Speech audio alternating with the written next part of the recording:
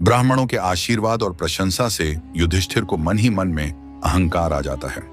युधिष्ठिर अपने दान धर्म को निस्वार्थ बताते हैं। तभी एक नेवला वहां आ जाता है जिसका शरीर आधा सोने का होता है और युधिष्ठिर को बताता है कि यह यज्ञ महान नहीं है।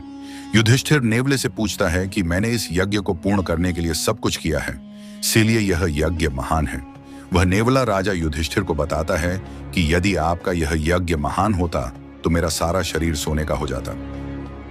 वह नेवला युधिष्ठिर को बताता है कि कुरुक्षेत्र की भूमि में काकोती नाम का एक ब्राह्मण अपनी पत्नी और अपने बेटे और बहू के साथ रहता था। वह अपने द्वार पर आने वाले किसी भी याचक को खाली हाथ नहीं लौटता था। कुछ वर्षों बाद उस ब्राह्मण एक दरिद्र समय आ जाता है और जैसे तैसे करके काकोती अपने परिवार के लिए थोड़ा अनाज खेत से ले आता है, जिसे वो खाने के लिए पका लेते हैं। और जी ही खाने बैठते हैं तो उनके द्वार पर भिक्षुक आ जाता है और उनसे भोजन मांगता है। काकोती उस ब्राह्मण को अपने घर में बुलाता है और अपना भोजन उस ब्राह्मण को दे देता है। जब उसका पेट नहीं भरता तो काकोती की पत्नी अपने हिस्से का भोजन भी ब्राह्मण को देने के लिए दे देती है।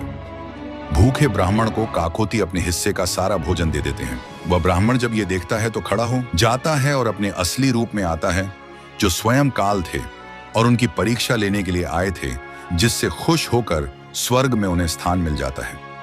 वह नेवला भी वहीं था और ये सब होते देख रहा था। वह बचे हुए भोजन को खाता है और उसके खाते ही उसका आधा शरीर सोने का हो जाता है।